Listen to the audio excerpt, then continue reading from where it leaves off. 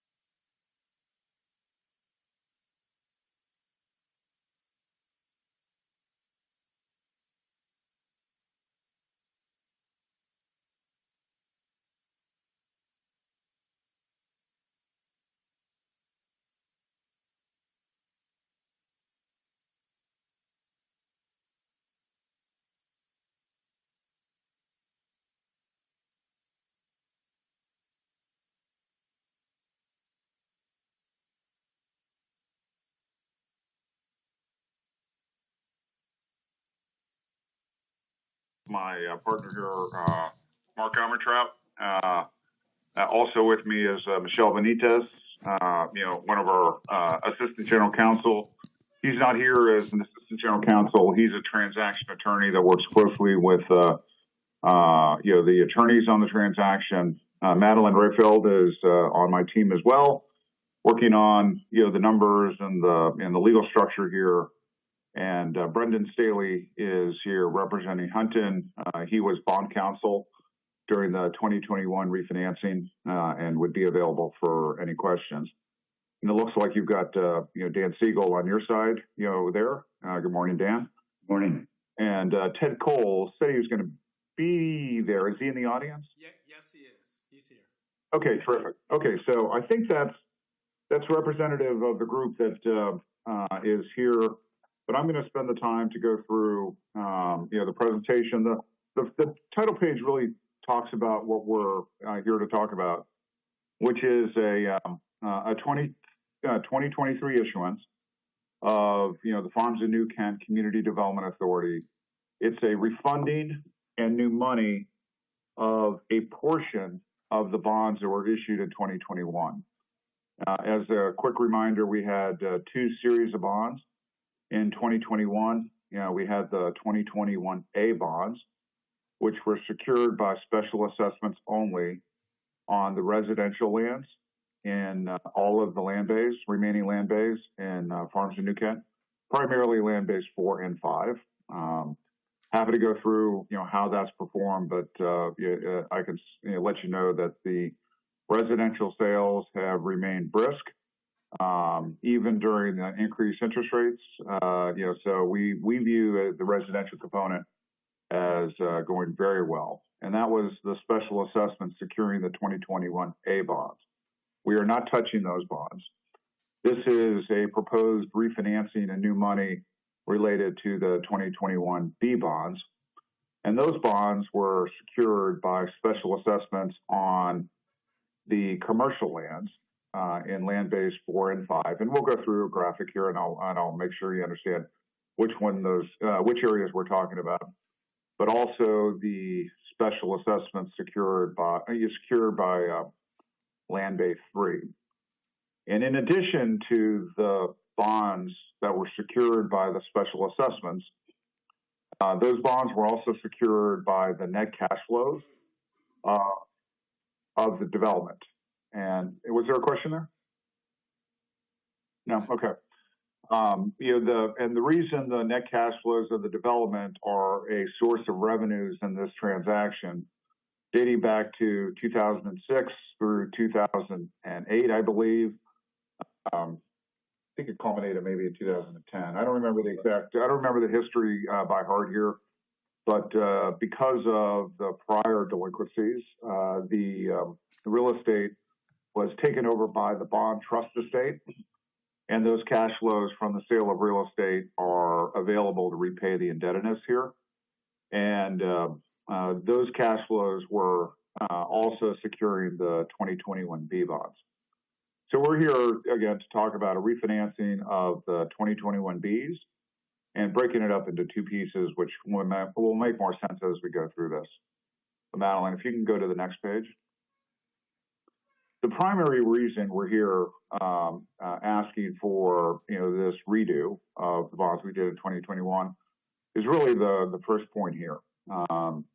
We have experienced commercial development much sooner than we had anticipated back in 2021. You all know about the Buc-ee's transaction. I believe they've presented to you, as the board. But that transaction has closed, and Buc-ee's is working with the county and VDOT on all of the necessary infrastructure that is going to be necessary to accommodate the Buc-ee's demand. But with Buc-ee's in Land Bay 5 is with that announcement, it's driving a significant amount of demand for the balance of Land Bay 5. So we are going to be moving aggressively to install the infrastructure associated with the Land Bay 5 commercial. We also, the next point is grocer interest. I cannot share because I have a non-disclosure agreement and embedded in an LOI, but we have executed an LOI, with a national grocer. It is a national grocer that you very much would recognize, I believe would be happy, to have as part of the community. And they have identified Land Bay 3, again, which I'll go through on the map here as we pursue through the presentation. But they have expressed interest in Land Bay 3, and the letter of intent is for not only a grocery store, but it encompasses 22 acres. 22 acres. The reason that's significant is the public grocer is also going to be bringing in the surrounding retail. So it'll be a fully functioning grocery anchored retail center in Land Bay 3. The fact that the grocer is looking to self-develop that entire pad it expresses, their belief of the demand for the additional growth, the additional retailers that typically move along with this particular grocer. So there's a significant amount of infrastructure that's going to be necessary in Land Bay 3. And in Land Bay 4, we are exploring a potential office campus. But because of what's going on across the street in Buc-ee's, we anticipate to be aggressively moving into the infrastructure development in Land Bay 4. So the sum total of this is all of this was planned when we did the 2021 transaction. But what's happened is it's all accelerated to effectively, and I'm using air quotes today. It is, as you'll see, it is tens of millions of dollars to get these lands prepared for infrastructure. The residential demand, as I mentioned earlier, is higher than anticipated when we looked at it in 2021, even despite all of the turmoil, that has existed in the marketplace. With mortgage rates going as high as they are, it really has not impacted the velocity of sales. In Land Bay 5, Ryan Home has consistently been selling approximately how many per month? Somewhere between 15 and 20. 15 to 20, like clockwork. And on Land Bay 4, there was another 150 lots that we were under development. That development has been completed, and we have sold our initial lots, to D.R. Horton, and we expect another closing with D.R. Horton for a portion of those 150 lots here in the matter of a couple of weeks. So residential demand remains, very high, and that is also accelerating the time that we need to install the balance of the infrastructure in Land Bay 5. In fact, we were at the county last week having that discussion with Ryan Homes about getting into the second phase of the land, which is a really good sign. Again, ahead of plan. What we've been doing, as these demands on capital were being, put in place, not to the level of what we're anticipating here with, the demand or the infrastructure commencing on all three commercial land bays effectively at once. What Preston Hollow Community Capital has been doing is providing for a liquidity facility to the Kent Farms Holding Company. Again, we do not own this land. This is land owned by the trustee and managed. Actually, it's owned by Kent Farms Holding Company, but they act at the behest of the trustee of the bonds. We have lent them on a taxable basis $9.6 million to facilitate the development to date. That's a fairly inefficient, taxable liquidity facility that we would like to replace with these bonds. Did I hear a question? No, you're good. No, okay. The other benefit here is that virtually all of the monies that are going into the ground are eligible for tax-exempt financing. And we would be replacing this taxable liquidity facility, which we really can't grow, much beyond this $10 million figure. And just because it's a very inefficient funding source, for the development company, also for us. And we can convert, our liquidity facility into long-term tax-exempt bonds to provide a very stable source of funding capital that, as you'll see, is measured in the tens of millions of dollars. Madeline, if you can go to the next page. And this it requires a little bit of explanation. First of all, the land bays are identified there at the top. We have Land Bay 3, That's the area where I mentioned we have executed a LOI with a grocer for 21 acres, on the western half of Land Bay 3. Land Bay 5 is the large area to the right, and the green area at the bottom is the commercial portion, and you can already see the Buc-ee's parcel right there. But the balance of the commercial lands in Land Bay 5 are all going to be activated at once. And then Land Bay 4 is the green area, is also going to be activated as we begin the development for Land Bay 4. But the other portion of this that is important is where the additional proceeds need to be spent. Again, we're estimating that over the green areas in totality, there's a need of another $47 million of capital that needs to be spent. We are in active conversations in all three commercial land bays. We are in active conversation with Ryan Homes, and believe, again, this is we're all fortunate that this is the state of activity here, but those are all ongoing conversations that are going to require the initiation of the additional capital. 47 million is the projected amount, and it will a portion of it could be and likely will be paid for by lot sales and land sales, but it is again a significant amount of additional investment that Preston Hollow is prepared to make. And again, the most efficient way to do it is inside of this new financing structure. Next page. So here's what's going on. Again, we're only focused on the 2021 B bonds, and the first two columns represent the refinancing of those 2021 B bonds.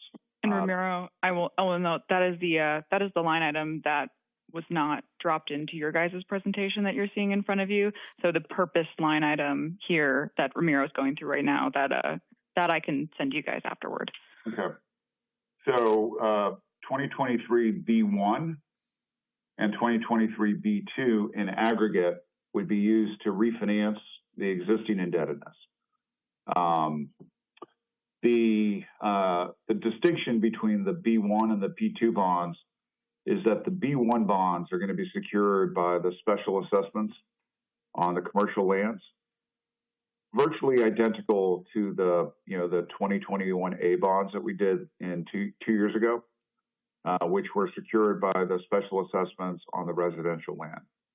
I should make it clear here that there is no increase, there is no change to the special assessments proposed. These are liens that already exist on the property. A zero change to the special assessments as they sit out there today. The 2023 B-2 bonds, are the portion of the bonds that we did in 2021 that were not secured by special assessments, but were secured by those net cash flows from the real estate development. So we've already had done that in 2021. What we're doing this time is we're segregating it into two pieces to make it much cleaner. I often refer, and I'm saying this, knowing that we were the principal architects behind the 2021 B bonds, but they were a bit of a Frankenstein, by the combination of the special assessments and the cash flow being put together into one bond.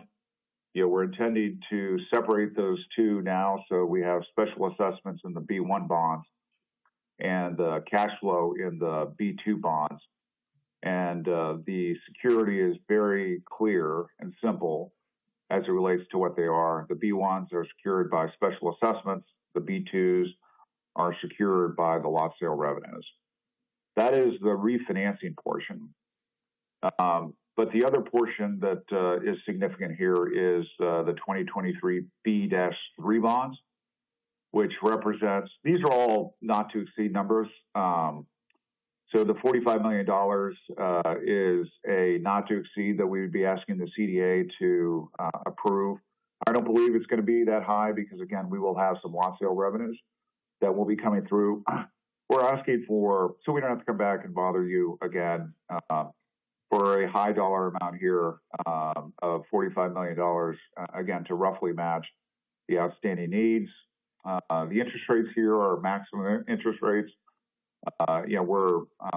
We'll do those, at pricing in December, but those will be likely closer to 7%, not 7.875%. But there is a question as to why an increase relative to the interest rates on the 2021 B bonds, and I'd like to address that here, right now. Preston Hollow intends to be the sole owners of the, throughout the remaining term of the B2 and the B3 bonds. We believe that, the property cash flow can secure those, but we have, concentrated the risk into the B2 and the B3 bonds. Because the B1 bonds, if not paid, there is a special tax foreclosure remedy available to the B1 holders. We likely will own the B1s as well. Over time, we perhaps will sell those, but we will always be the owner of the B2 and the B3 bonds.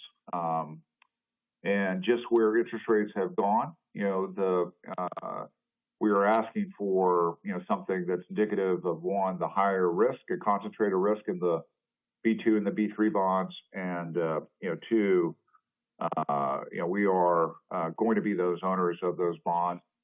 And frankly, if we were to sell those in the capital markets, they would likely sell, above an 8%. So that's the presentation, but I have a few more, comments that I'd like to add. I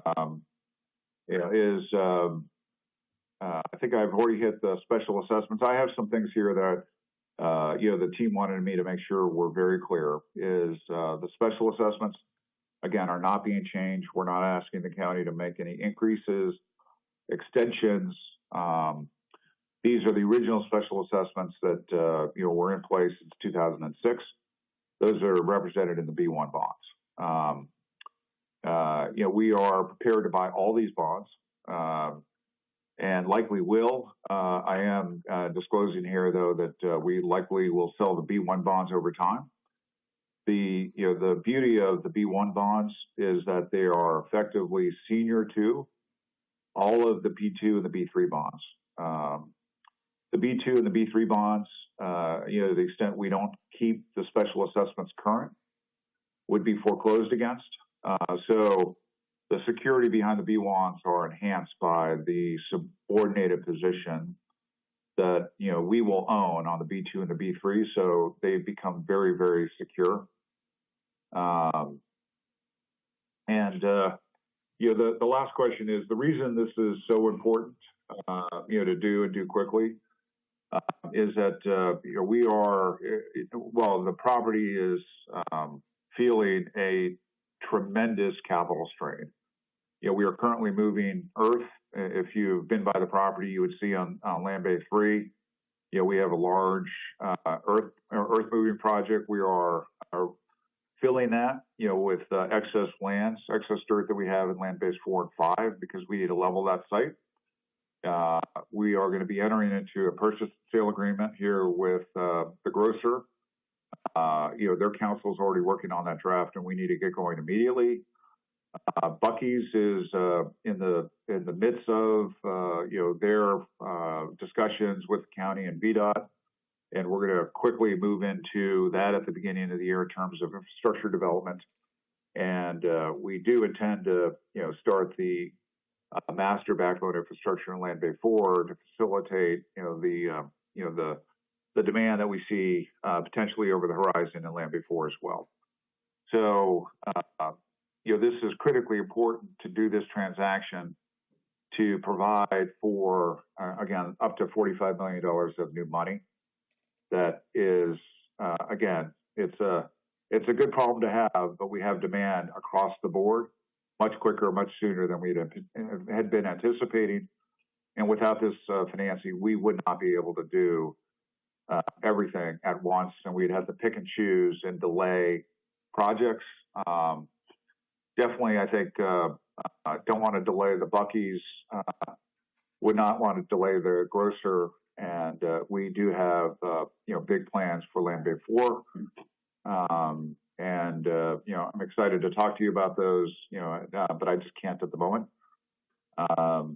So that's the reason we are asking for, this redo, on this time frame, and hopefully that makes sense. And that's the extent of my prepared comments. But I'll ask my team if there's anything that you guys would like to add that I've missed.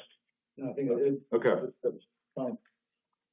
And with that, Rodney, I'll stop talking and be happy to answer any questions. Okay, thank you. Anybody have any questions?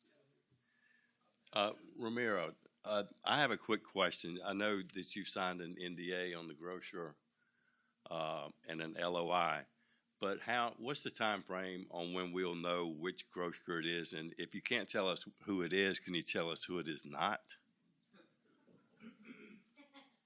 This would be a grocer that is not currently in New Kent County.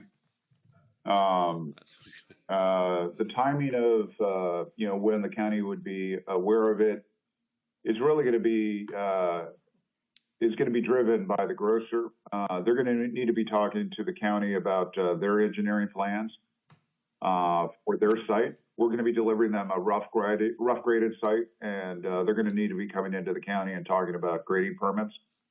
But I would expect that the LOI, which again was executed by the corporate parent, it was not a developer on behalf of, so we're clear, it is the corporate parent. They have already initiated the draft of the PSA. I would expect that we'd be entering into a PSA in no later than December, January, somewhere in that time frame. Yeah, it's in process right now. And the infrastructure development timeline is approximately 18 to 19 months.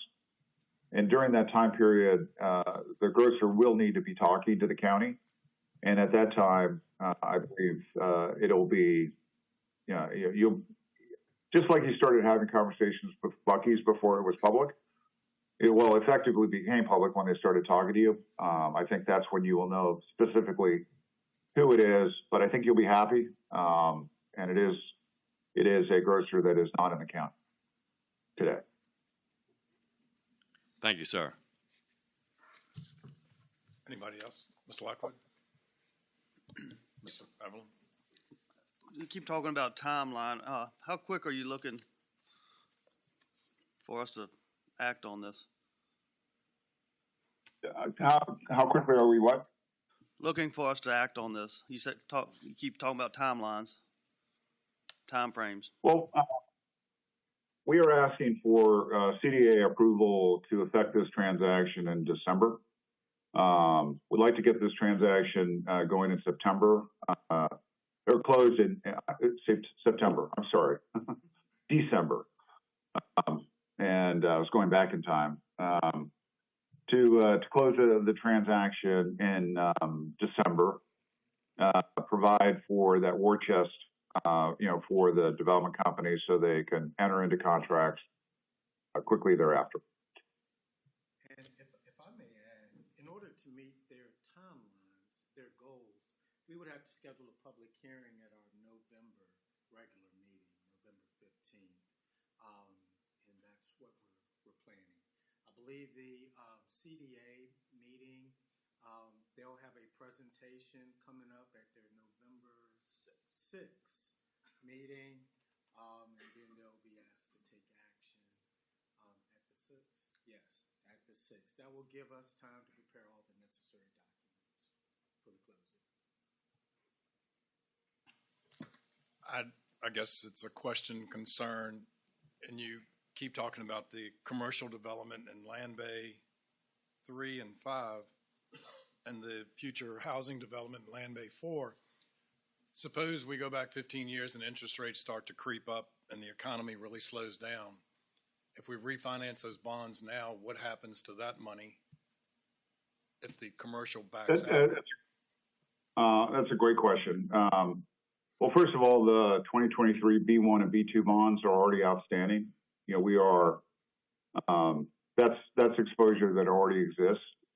And the B3 bonds, and this was something that I meant to address, is it will not be fully funded day one. It'll be funded as needed. And so we have the ability to measure, you know, to make sure that we have the demand, you know, that we expect to be there. But the other part of this is you have a very sophisticated bond owner. You know, I'm saying that knowing that I'm, you know, giving ourselves a compliment here. There's nobody that knows this development better than we do. Believe that it has passed that point of you know, it is mature, that it won't stop even in the face of increased interest rates. I believe it could slow down, you know, for sure on the residential, but the demand is in place already for, you know, the Buc-ee's and all the commercial that surrounds the Buc-ee's. I think is somewhat insulated from interest rates. The grocer, you know, Mark and I spoke to the head of development for the grocer. If they could, they would open today because they see the demand there today. So it is not really dependent on additional homes being developed. So I think the commercial, I feel very good about in Land Base 3 and 5. We have a lot of interest, you know, from both Ryan, and if we couldn't get to a transaction with Ryan, I can let you know that we have been, you know, without any solicitation at all, have been approached by 4 national home builders, you know, that even in this interest rate environment would love to be part of the Farms in New Kent. 3 have already provided letters of intent, you know, to the extent the Ryan property were to fail, the Ryan negotiations were to fail. So it is, you know, again, you know, the risk is on these master plan communities, as you saw in 2006 through 2010. You know, there is a lot of risk on the front end when there's very little development. I personally believe, I've been in this business for 33 years, you know, development's past that point where, you know, it will slow down, but it won't stop because there's enough integrity in what's there already that it will just continue. And I believe the Farms in New Kent is now at that place. Both clubhouses are in, which are absolutely beautiful. Land Bay 5 is open. It's been open for, you know, about a year about a year. Almost a year. And the Land Bay 4 clubhouse, which is just as beautiful, is set to open here in a matter of, you know, months. We toured it. So I believe those 2 amenities, you know, will ensure that we will continue to have some residential demand, in addition to the commercial demand that I think is there regardless of what happens in the market. Any other questions? I just have one. So obviously the Buc-ee's isn't going to be here for 3 to 5 years, and it's kind of dependent working with state and money from the state and the county. And I know you're pushing this commercial development, but y'all have been talking about a letter of intent with a grocery for years. So, I mean, if this all falls through, where's that going to put you? I mean, and if this bond and if this money isn't approved, but it has to be at least 4 or 5 years that I've been hearing about a letter of intent with a grocer. Yes, you have, and you know, we had a letter of intent with the developer representing a grocer, and that you know, developer, I think strategically did not get the support of the grocer because the grocer wanted to be the developer themselves. We had you know, conversations with the grocer. I don't know, starting 6 months ago. And, there were a few points that, weren't satisfactory to us. They, continued to pursue, the transaction, and we did come to terms. For the benefit of the community, we were focused on making sure that, some of the non-competes didn't impact the, the prospect of additional commercial development, but they have already been spending money, on site plans, and they pursued us to get that letter of intent executed. We did execute it definitively. Again, I can't share, No, I don't can't share the. I don't have any interest of who it is. I mean, I'm just trying to figure. I mean, Yeah. I know you can't. Yeah, but it is. This is despite hearing of an LOI for a number of years. This is the first time this property has had an LOI executed with the corporate parent of the grocer. Based on engineered land plans, not only our engineering, site infrastructure costs, but also theirs. So it is radically different than what it's been over the years. Mr. Chairman. Yes, Mr. Lockwood. I did have a question just to kind of clarify what was just said. So was the original LOI with the developer for the same grocer that the LOI is today for the actual parent company? Is it the same group, same grocer, just under a different guy's developer versus parent company? I think I heard the question. Let me restate the question just to make sure I understood it. Is that I had said that there was previously an LOI with a developer representing the grocer, and is the new LOI directly with the grocer parent that developer had, and the answer to that is yes.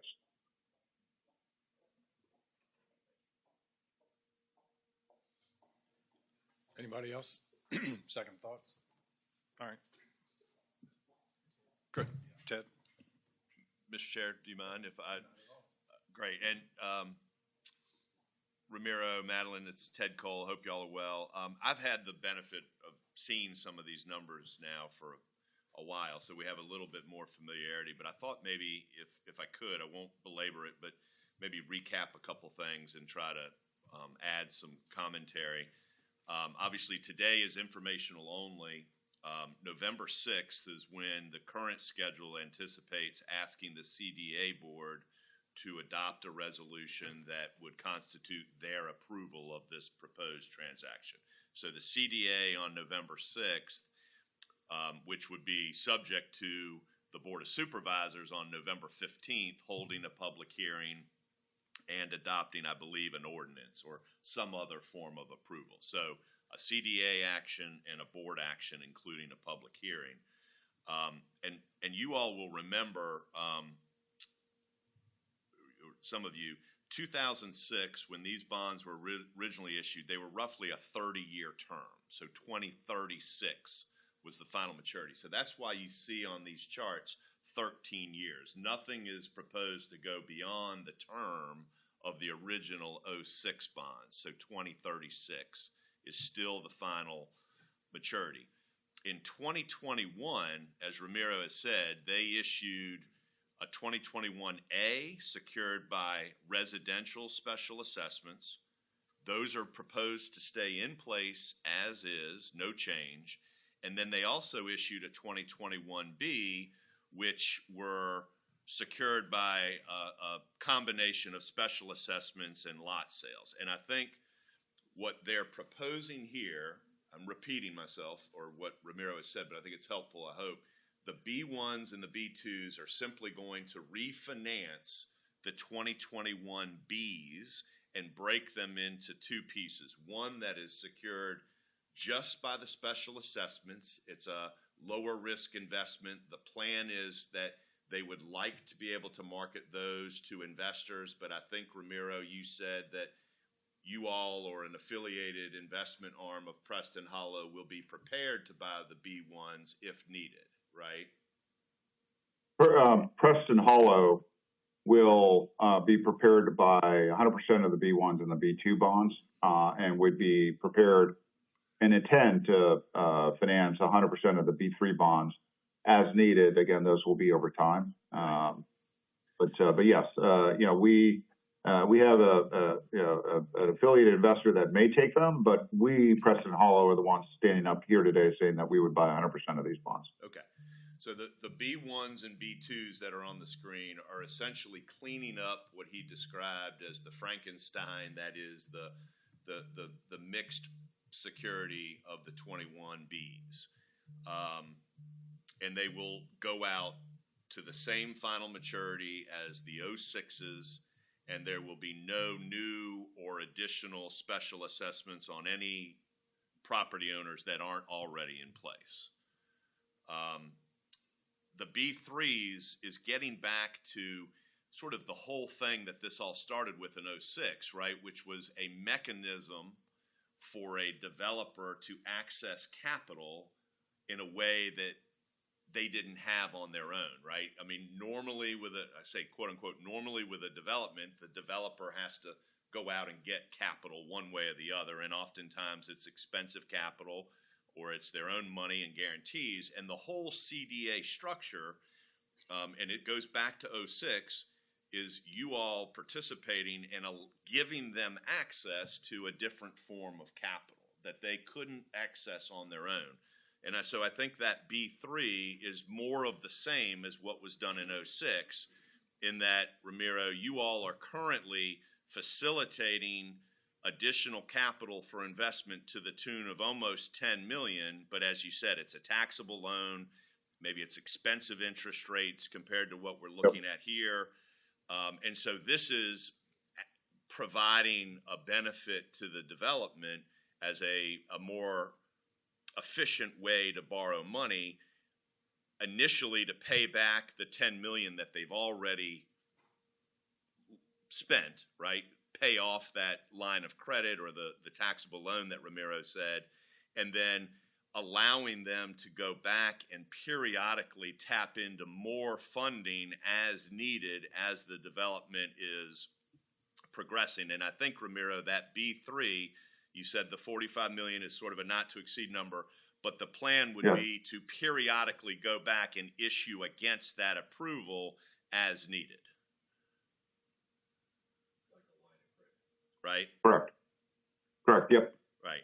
And just one clarification, Ted, I'm sorry to interrupt. One clarification is that that the way we would, and Brendan might be able to step in here, or Michelle, but the way that that would be done is in a way that those approvals are in place at the closing.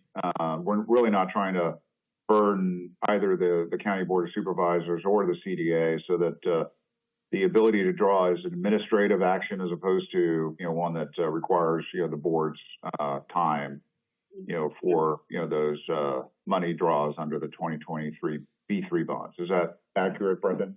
That's right, Ramiro. And just to clarify, I know Ted's familiar with the concept of a drawdown loan, but the bond would be issued at closing in a principal amount not to exceed $45 million, let's say.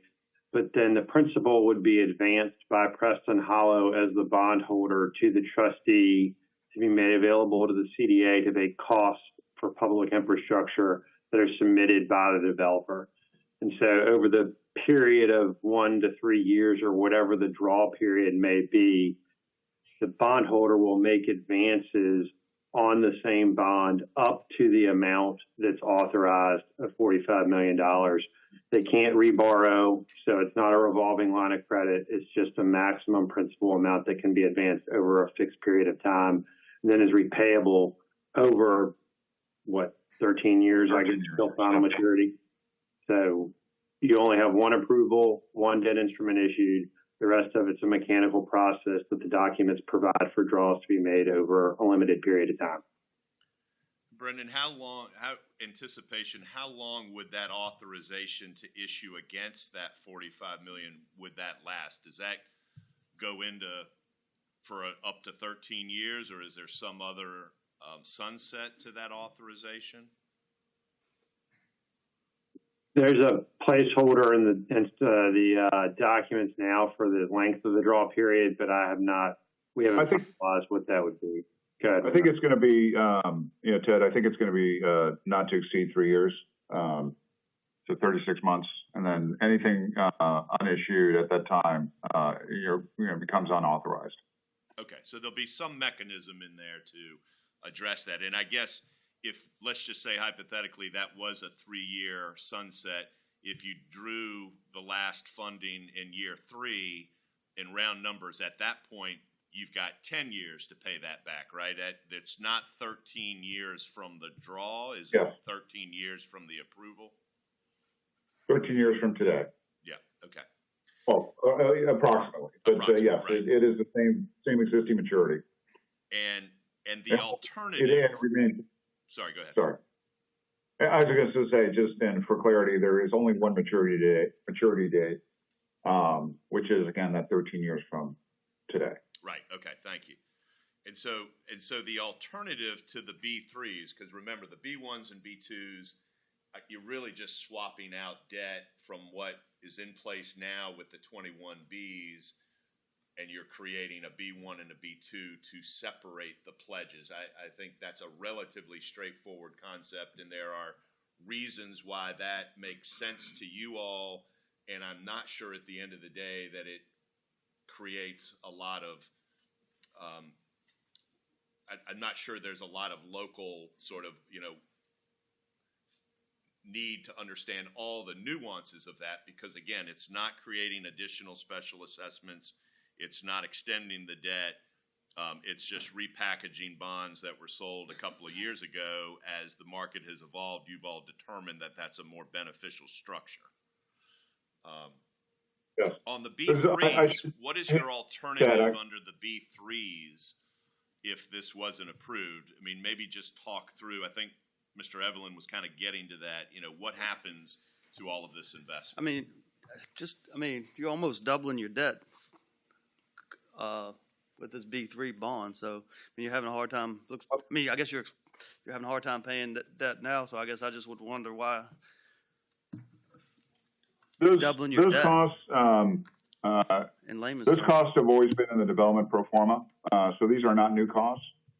And the alternative away from being able to provide the capital to the development company today is to do it on a pay-as-you-go basis, which will have the effect of unlikely being able to provide the capital necessary to deliver the land pursuant to the LOI and soon to be PSA to the grocer.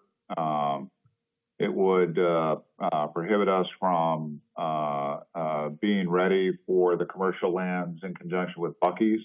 At the same time, these are, again, not new costs. These are always costs that were embedded inside of the development. So whether financed or paid, through the lot sale revenues, were costs that needed to be paid. What we're doing here is asking for the ability to accelerate, that development. The other thing that is, I want to make sure, again, I've said before, but is explicitly clear, is that we will be the 100% sole owner of the B2 and B3 bonds. I would expect to be the sole owner through their term. We are willing to make that investment because we see on a daily basis the need for the infrastructure based on the demand that we're seeing. We don't think we're foolish investors. We believe that we will get repaid on that money. But again, this is not additional obligations that have been placed on the property. They have been embedded inside of the land development since day one. They just need to get fulfilled. And if this bond doesn't, move forward, then the only way to pay for that is, again, since we don't own the property, the property is owned by the new Kent Farm Holding Company, which is an agent of the trustee. It would have to wait until it had enough revenue from land sales built up to allow them to then cherry pick the next project that they can build. Don't think that's the most efficient way to pursue the development, and that's why we're prepared, to provide for this additional investment. up front, as opposed to waiting for that to be paid over time. That's all we're really doing is accelerating costs that are already there. But these are not, again, new costs. They were always costs that were going to be required of the community to fully advance it. Ramiro, this is Ted again. Is maybe this will help clarify some things. The money that would be used to purchase these bonds, right? If this moves forward, Preston Hollow has the funds available to buy these bonds, correct? So that would be the plan anyhow. Is that a different pot of money than what could be used to make these improvements in the CDA? Why would that money not be rolled into infrastructure? Can you talk through that? Well, we don't own the land. Again, if we own the land, this would be a different conversation. But the land is owned by the development company that works on behalf of the trustee. So we don't have any equity upside inside of this transaction. And the only way that we could provide capital to this entity is in the form of debt. So we have this very inefficient taxable liquidity facility that really cannot grow beyond the the $10 million level. It's using taxable money to pay for public infrastructure. But again, apart from a loan from us or a loan from anybody else, the only money that would be available for the development company to pay for these costs is to wait for land sales to occur, save the money up, and then start the development work for whatever the next appropriate phase is. Okay, and when you say aside from a loan from us, in essence, if this were all to play out and you all were to buy those B3 bonds, it would be a loan secured by a bond, obviously, but that's what you're referencing, right? Yeah. Yep. Exactly. Yep. Because you don't own the property, and whether it's a business decision or a legal decision, investing your cash in the infrastructure is not either viable or desirable, and this is the next best option, I guess, as you all see it. Yes. To advance the money necessary to fulfill the commitments that we see coming, from the LOI, as well as being coordinated with Buc-ee's, and also making Land Bay 4 a viable extension of the development, which again we would intend to start the Land Bay 4 roughly concurrently with the Land Bay 5 is our goal, and can only be done by accelerating this cash in the form of a loan, and this 2023 B3 bond is by far and away the most efficient way to do it. And the mechanism for drawing against that 23 B3 bond is, as you described, it's more administrative, not going back to the board here or the CDA every time. Is there a defined universe of eligible projects or project types that somebody is signing off on? Who is, I guess, if there is a gatekeeper, who's playing in that role? Who serves in that role? Well, there are a number of people that will be reviewing, the requisitions. An agent of the CDA, likely Minicap. We will be looking, over those. Again, we're not the ones spending the money. It's the New Kent Farm Holding Company. So we and our team will be reviewing the requisitions, as part of that, as we do as a normal course of business here on this transaction. And we will likely have a professional construction management firm overlooking our shoulders, but it's the CDA and its agent, likely Minicap, ourselves, and our construction management firm overseeing, the requisition. And these bonds can only be used for public infrastructure projects. Those projects that, would be governmentally owned. So it can't apply to the clubhouses, for example, but all of the roads here on the entire road system and the utilities are being handed over, to public agencies throughout the development. So it's primarily the street infrastructure, the stormwater management system, the utilities. What other big subcategory am I missing? Sidewalks, curbs. Sidewalks, curbs. Lighting, street lighting, pump stations, those are. Yeah. But Romero has said, but to activate, for example, Land Bay 3, we have to put in significant infrastructure, pump stations, sewage pump stations, for example. We have to grade the land such that we have a detention pond, so we have proper stormwater management. All that has to go in, irrespective of whether you sell one pad site to to a commercial user or an entire area. We have to put that infrastructure in. So it's a significant amount of upfront cost that we have to put in time before we can actually have buildings being built up on those sites. I'm going to make one last comment because I know you all have been through, the challenges of a failed bond deal. The difference this time is that we're sitting here telling you we're going to be the owner. We've been here and have already expended tens of millions of dollars, to bring this project out of the depths of a broken project, fulfilled the broken promises of, the prior, developers is related to, incomplete projects and, the existing Land Bay 5 and Land Bay 4 areas, have facilitated the development of nearly 700 lots. Actually, more than that now that we're open with D.R. Horton. 900 lots, and have had cured.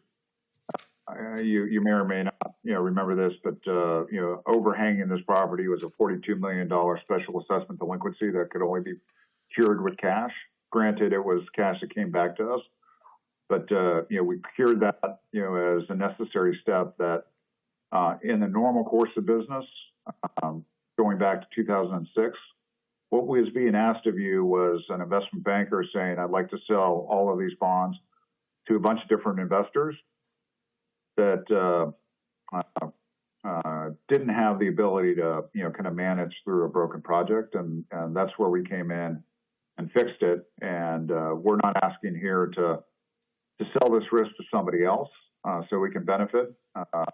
We're saying here that we, as a corporate partner of the county, are willing to make additional investments to facilitate, these additional projects that are in demand today, rather than waiting, for there to be enough money in the kitty over the next 10 years to then one day, deliver grocery, for example. So I think I just wanted to illustrate that there's a big difference between the 06 ask and this ask, and why I think so. Can I just add one thing? I'm sorry. Most of this green area is actually residential, correct?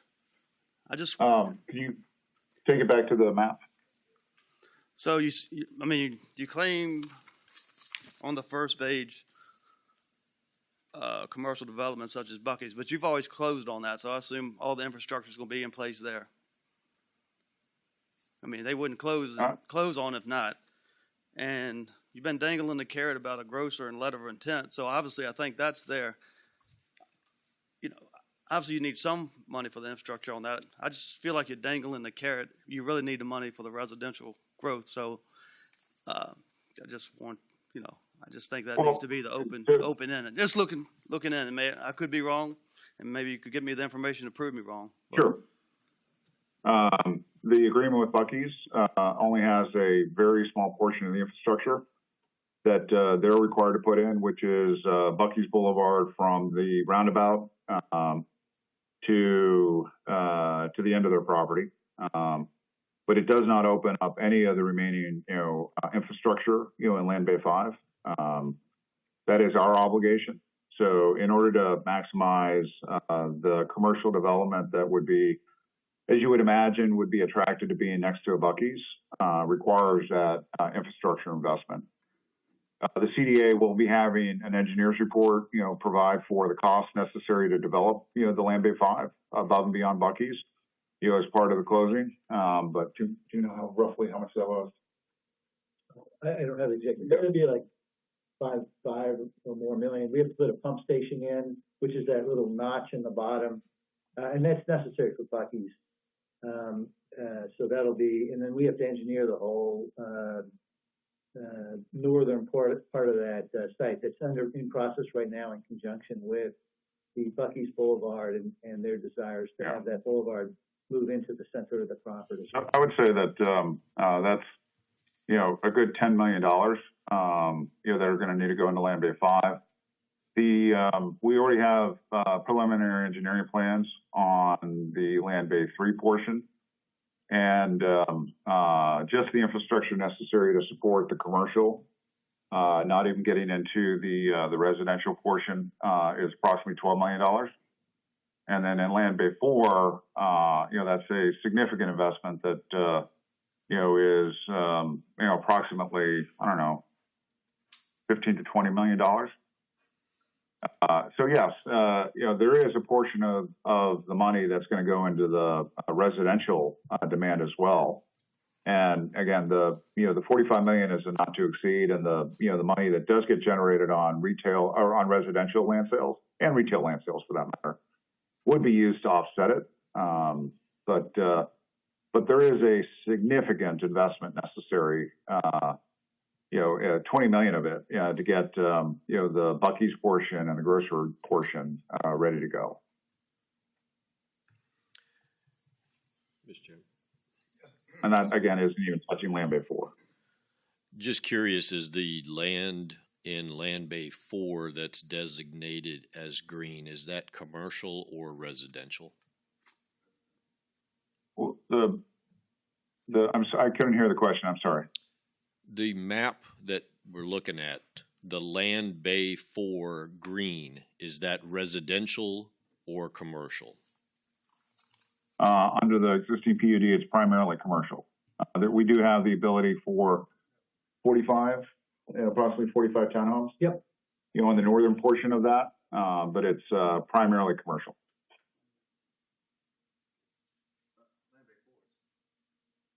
Land Bay 4 is residential.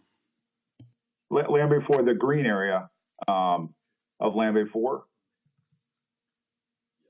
is the commercial portion of the PUD. And under the current PUD, entitlements, there are 45 units of residential that we can put in on the northern half.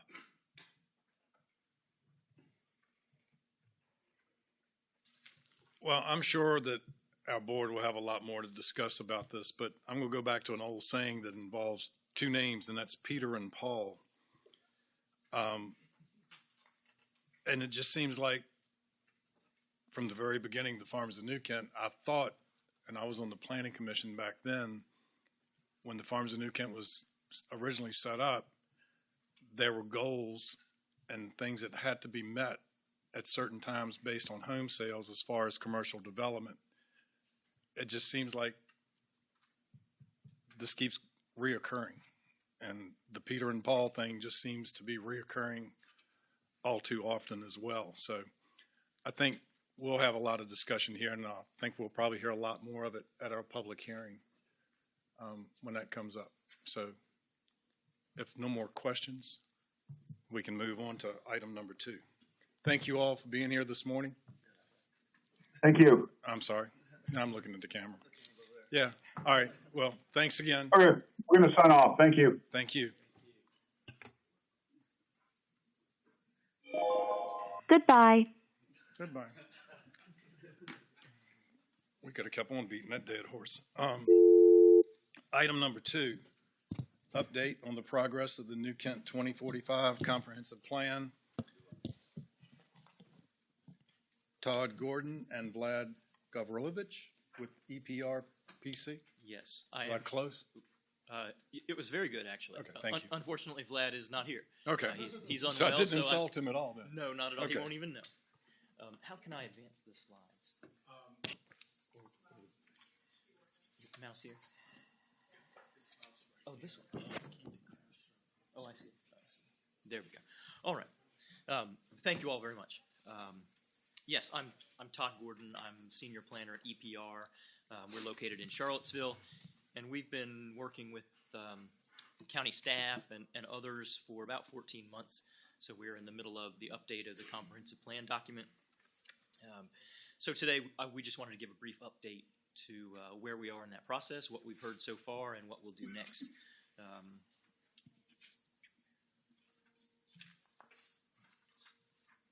There we are. All right.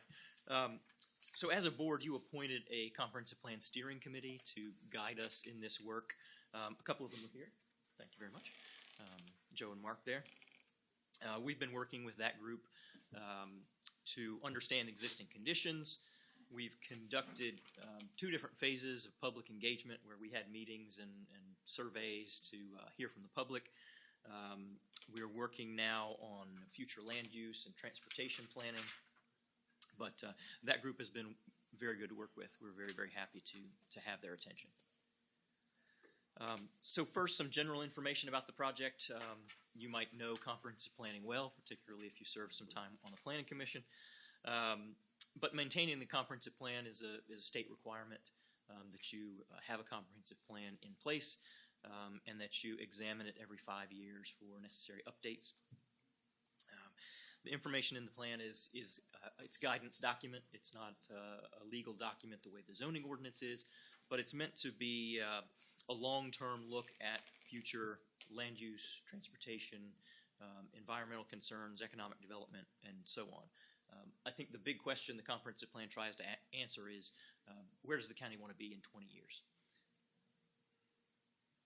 So one very important resource that we have during this project is the project website. It's newkent2045.com. As we said, 20 years in the future. So we're looking about that far ahead to 2045. So newkent2045.com. It contains background information, documents, and other things to read. This site was also used to host the 2 surveys that we conducted and used to promote the public meetings that we conducted, in addition to other methods, social media and flyers and so on. And we'll continue to update this site as we continue to finish the project.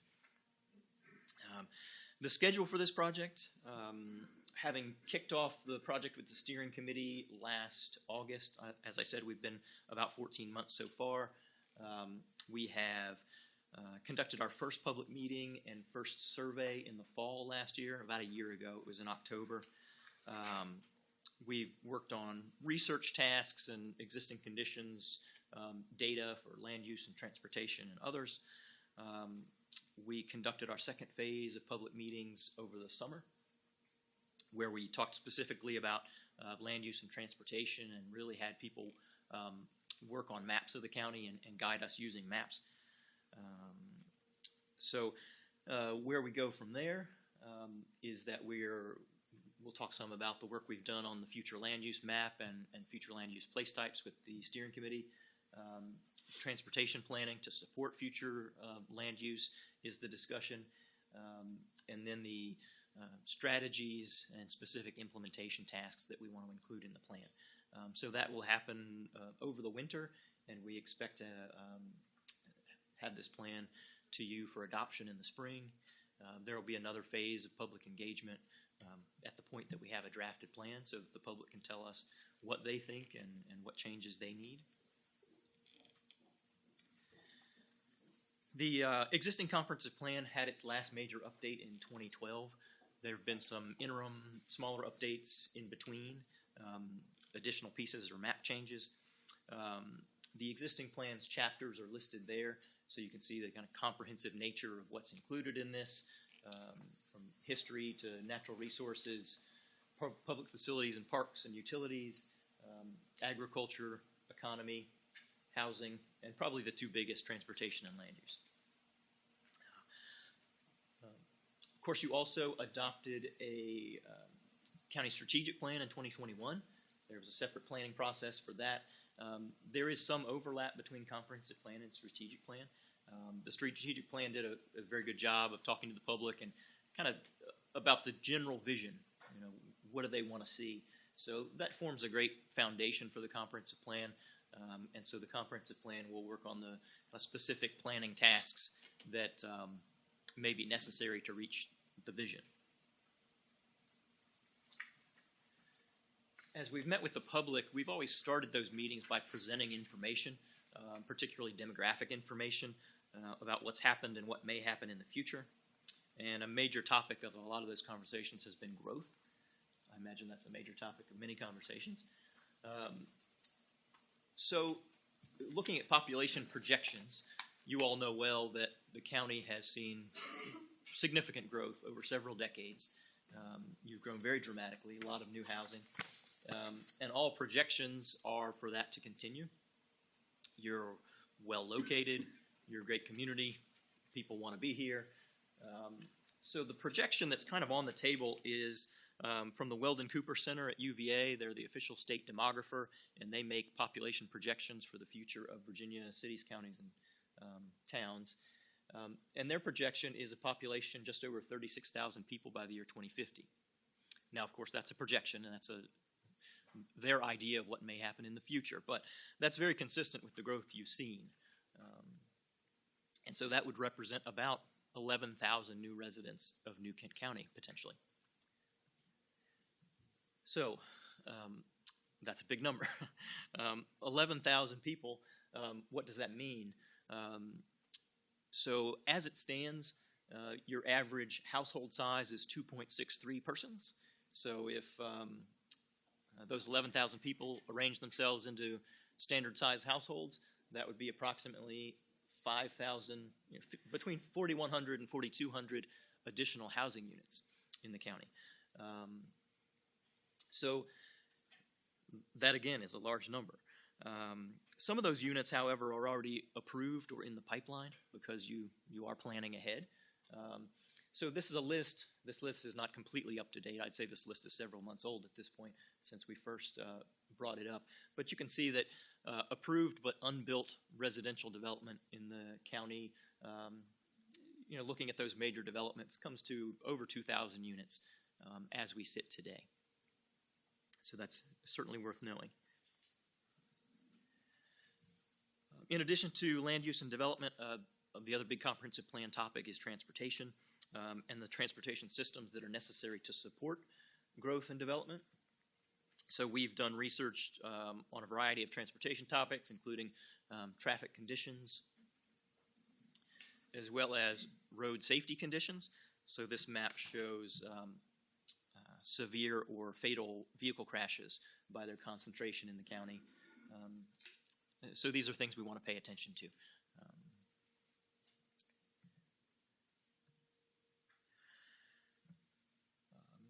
During this project, we're doing a great deal of community engagement. As I mentioned, the first phase happened last October. Our very first public meeting was an open house we held at the Visitor Center that sort of presented project information, kind of tried to make the public aware of the work, but also collected information on overall priorities, what people like, what people don't like, and that sort of thing. At the same time, we opened an online survey that allowed people to go online and submit some of the same information, answer some of the same questions, with the idea that we want to make public engagement as convenient as possible, even if folks couldn't or didn't want to come to the visitor center to talk to us. About 500 responses to that survey initially. And some of the major lessons we heard are listed here. To be brief, support generally for and satisfaction with the county's rural character, satisfaction with local government, with the school system, and generally support for what a lot of people call balanced growth. In particular, people noted the amount of residential growth and the need to have retail and public services like medical and other things like that to support those neighborhoods. People also very welcoming of additional shopping or things like that near them. Some concerns expressed for potential for overdevelopment, the lack of access to shopping and services, and the traffic that they see now or that they might see in the future based on growth. Overall, people ask that the county focus on rural preservation, on schools, on public safety, on parks and transportation. A lot of sort of big ticket items that are very much on the minds of the population. Second phase of development. This is second phase of public engagement. This is where we wanted to focus on land use and transportation, those two big comprehensive plan chapters, and we did this by being as geographic as we could. And so everything we did in this second phase was based on maps. We wanted people to understand where things happen and where things don't. All right. So we held 3 public meetings in person. We did our best to spread those meetings out to the different areas of the county to try to get attendance. And at the same time, again, we opened an online portion where people could go to an online map and provide some of the same information. So we collected a great deal of information asking people about desired areas for preservation of land, but also where they felt that growth, both either residential growth or commercial growth, might be appropriate in the county. We also collected information about transportation. We asked people about areas where they saw traffic issues, where they saw safety concerns, where they had a desire for multimodal transportation, that is bicycle, pedestrian, or transit.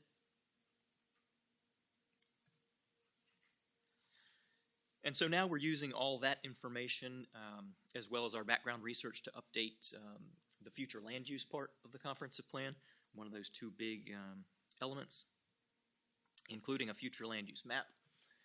So, of course, the county is divided into zones. So the zoning map is here, and those zoning districts show exactly what's allowed. One way to think of the future land use map is kind of a projection of what the zoning map might look like at some point in the long-range future. So the future land use map is divided into several place types or future land use categories that try to describe the type of development, activity level, density level of development that the county is interested in or is willing to accept. And so we've been working on this with the steering committee, and the 9 place types that we're working with are here. Areas for conservation, for agriculture and forestry, for rural lands, hamlets and villages, sort of little points of development around the county, residential developments, commercial developments, economic opportunity zones, and industrial zones. So this is only slightly different from the place types that are in the existing plan. We made a slight reduction in the number of place types overall. And then we're working on the future land use map itself, making changes to this map based on steering committee input and our research. A lot of that includes incorporating existing developments or changes that have happened over the past few years, but also looking at reasonable additions to the future land use map based on considerations like where utilities are provided and so on. So next tasks, what are we doing next? So several big next steps. We're involved now in the transportation analysis part. So having discussed the future land use map and areas for development or for preservation, we need to discuss what are the transportation improvements or transportation plans that need to be made in order to support that. So we're focusing on individual actions, action strategies. That's kind of the next step. The existing comprehensive plan makes a long list of the things that the county will be doing, post 2012 when it was last adopted. And so we need to decide what those strategies are that the county intends to follow or would like to follow in order to bring about the vision that this comprehensive plan contains, that the strategic plan contains. Following that is the document. This whole process eventually needs to be a document that people can read, that can be a resource for staff, a resource for planning commission and the board as you make individual decisions that bring about this sort of planned future. So we want to make a document that is easy to use, easy to understand, somewhat engaging, so that it really does become a guide and a usable guide and not just something on a shelf. So that's where we are going. I thank you very much for letting me bring you an update. Happy to answer any questions or hear any input that you all have. Anybody have any questions for Mr. Gordon? Yeah, thank you. I know you all did an update at the last planning commission meeting as well. We did update the planning commission earlier this month. Right. Yeah. So that was good. Thank you. And Thank you. Brings back old memories. Thanks again.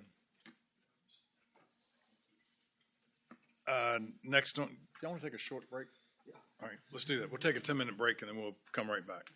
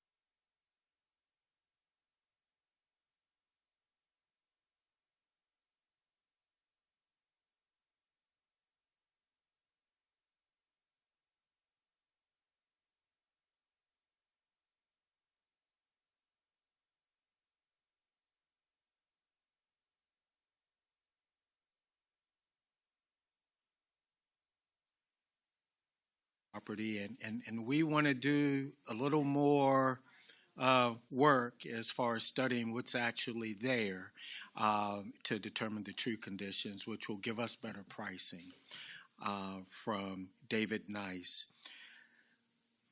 And to back up, we have selected David Nice as the contractor. We're recommending that we move forward with David Nice. You have a summary before you of the 3 proposals that we've received, which was David Nice, Horrigan, and Henderson.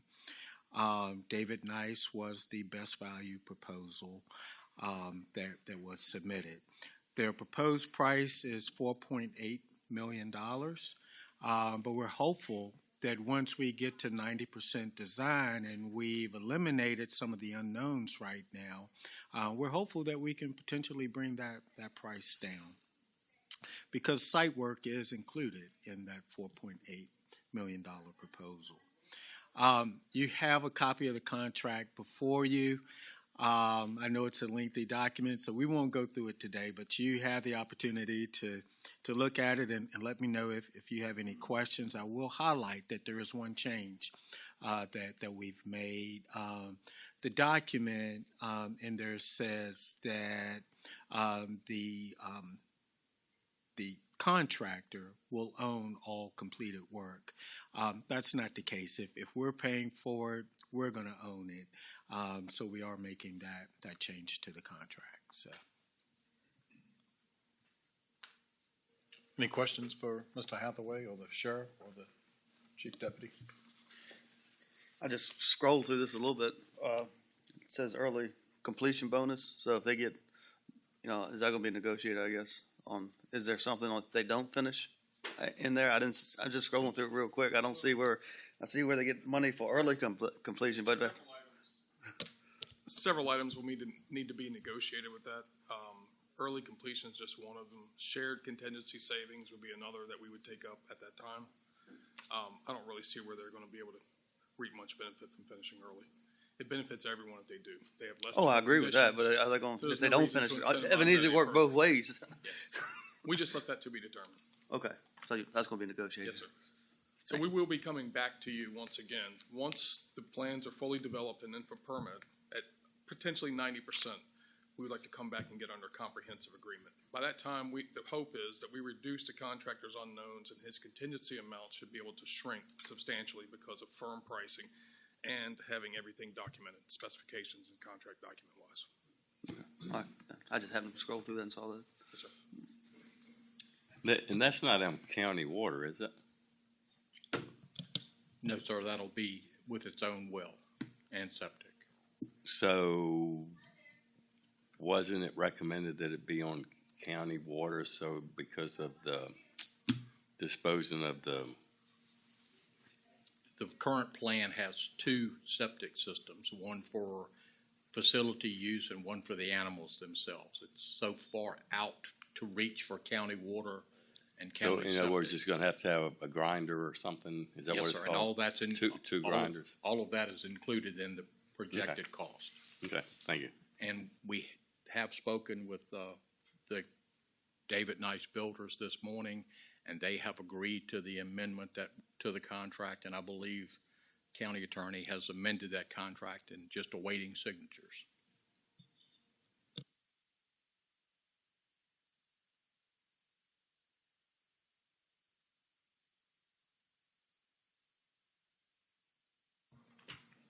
Exciting times. Anybody like to make a motion? Thank you, Mr. Lockwood. I move to authorize county administrator to execute an interim contract with David A. Nice Builders, Inc. in the amount of $373,293 in the form approved by the county attorney for the design of the New Kent Animal Shelter. Thank you, Mr. Lockwood. Ms. Watkins, would you poll the members, please? Mr. Evelyn, Aye. Ms. Page, Mr. Steers. Aye. Mr. Lockwood, Aye. and Mr. Tiller. Aye. Thank you all. Next item, fire. Yeah, you may as well stay right there. Next item, Fire Station 6, Bottoms Bridge Construction Contract Award. Mr. Hathaway.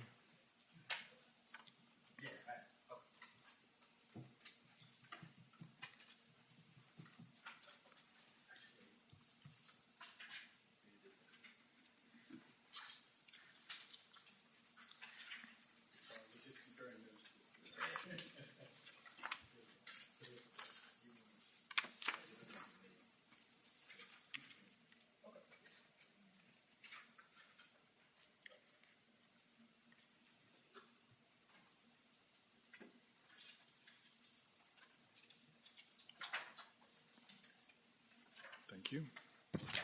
Thank you, sir.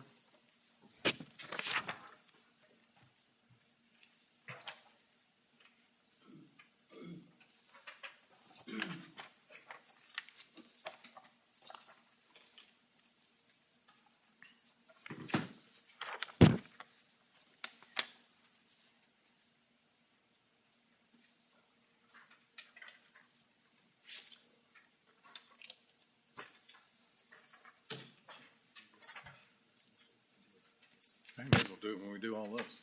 All right.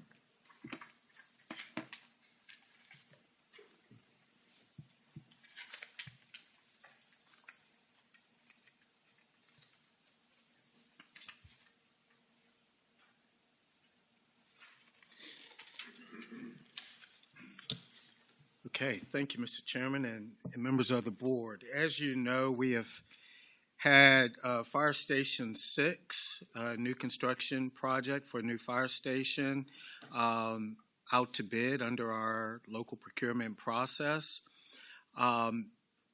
The first phase of the procurement process, which was a request for qualifications, we received 3 proposals. Out of those proposals, we invited 2 firms to move to the second phase, which is the submittal of technical and cost proposals.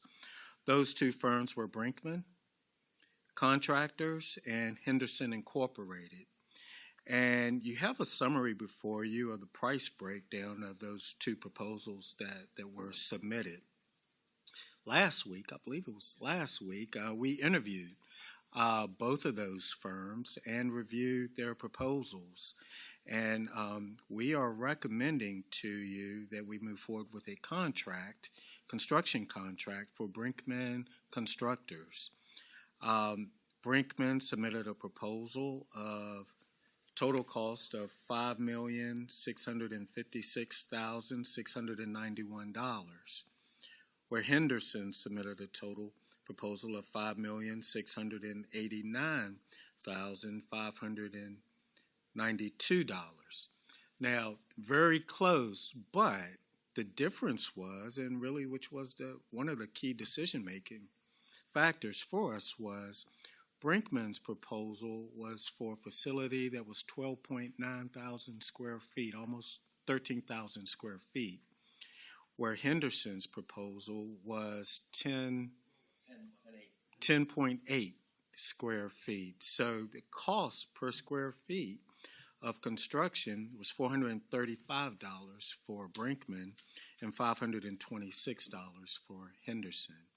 Also, the Brinkman proposal really gave us a facility that would allow for expansion in the future, additional bunks if needed.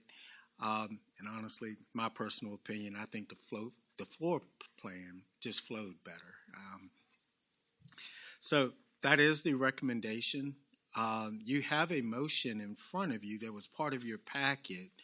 Now, the cost was left blank because at the time the agenda requests were submitted, we had not opened the price proposals. So this is really new information.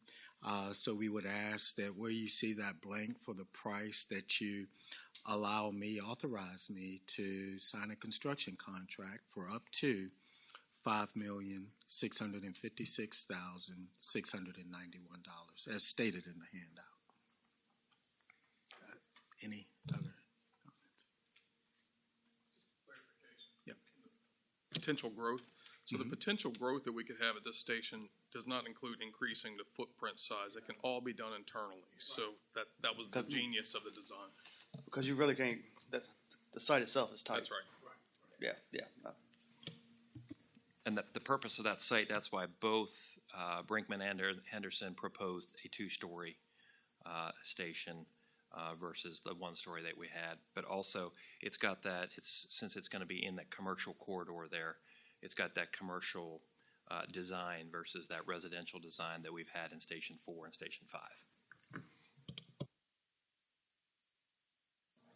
Well, excuse me, would the upstairs be used when it opens, or would that be that's what you're planning on for the expansion No, down the sir. road?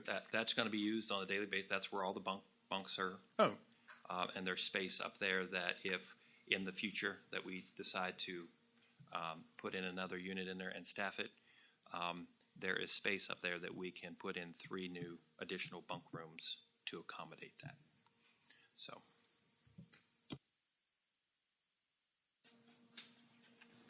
Chief, also, is there space to add an extra bay in the future? No, sir. No, Okay. sir. Just because of the footprint on this site, it is tight with the RPA, and then there's also a floodplain that runs on the back side of this. So once this is set, it's set. Thank you. And I didn't look at the numbers exactly, the footage. The bays themselves, are they deep enough for like 2 engines or 2 ambulances, front to back? Probably not a 100-foot ladder. I believe it's 60. I think it's a 60-foot. So it's shorter than our normal that we've done at Station 4 and Station 5. Again, to get that swing into the back of the bay. However, we can get back-to-back units in it. It'll be tight, but we can get them in there. Okay. So a little bit of room for expansion as far as personnel and equipment if needed. Definitely. Okay. Any other questions? If not, if somebody remembers the number that Rodney said, they could add that into their motion. 5594621.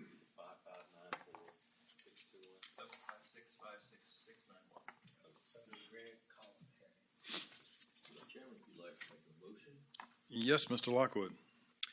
Mr. Chairman, I move to authorize the county administrator to execute an agreement with, who are we with? Brinkman, and in the form approved by the county attorney for the construction of Fire Station 4 in the, I'm stuck on 4, sorry.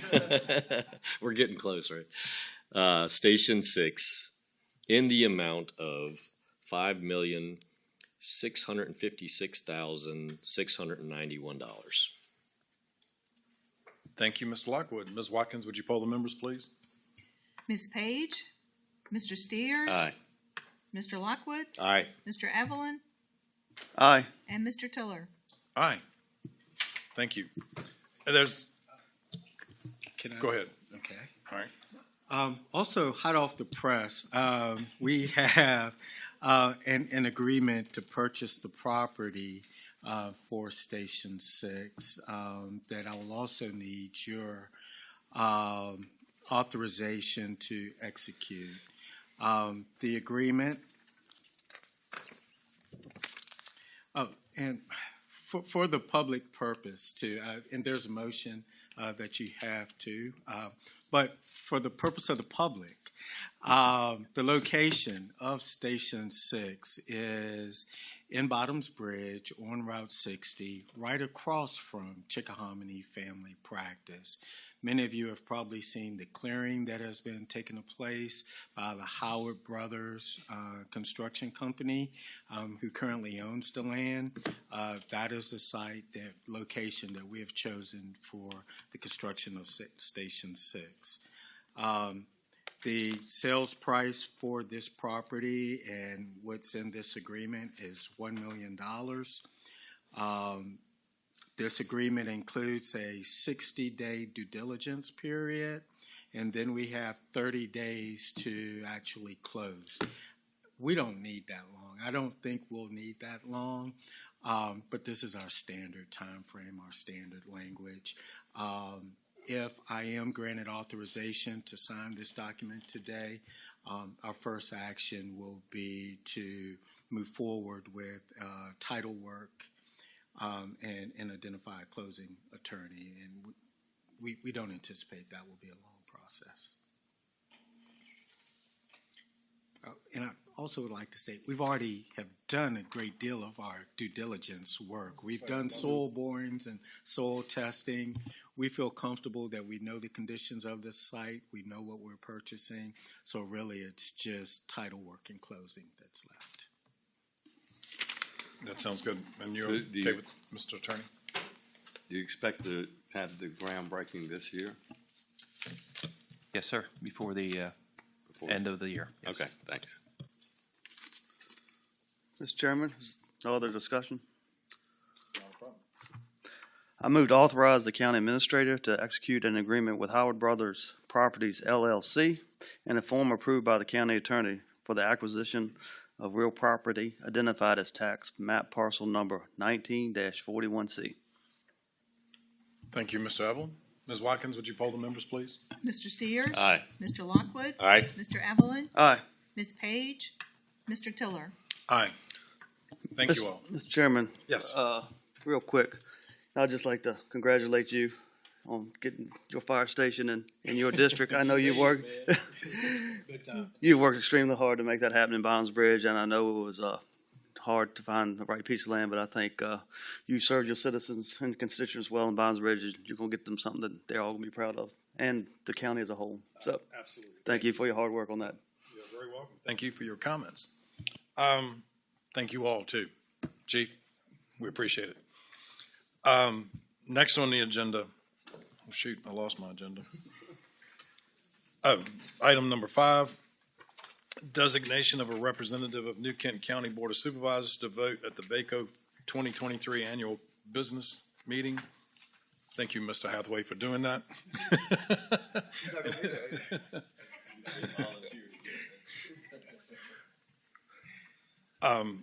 Mr. Hathaway, I believe this is on you. Yes, thank you. We do have VACO, the annual VACO conference coming up next week.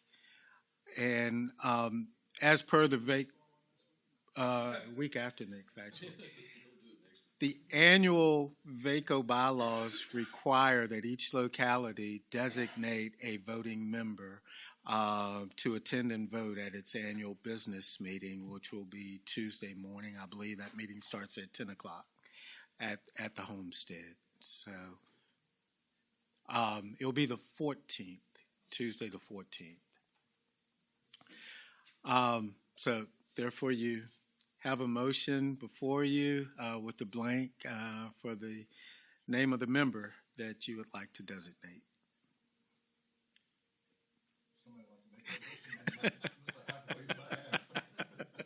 Mr. Steers? Yes, Mr. Chairman. I designate Rodney Hathaway as the representative. I'm sorry. Actually, I'm not attending the VACO conference this year. Could I get a hotel room, actually? They're booked solid, so, yeah. All right, well, let's back up. Who is going to be there? Mr. Evelyn, you are, and Mr. Lockwood. Y'all want to draw straws for this? I think you are a leader. All right. I want you to experience your last stay. We don't want you to leave early. We'll do you a favor. All right. Mr. Steers, would you like to change that motion now? To who? I guess You. to me. Yes, Mr. Chairman. I designate Tommy Tiller as a representative of the New Kent County Board of Supervisors to vote on behalf of New Kent County at the 2023 VACO Annual Business Meeting. Thank you, Mr. Steers. Ms. Watkins, would you poll the members? Mr. Lockwood? Aye. Mr. Evelyn? Aye. Ms. Page? Mr. Steers? Aye. And Mr. Tiller? Aye.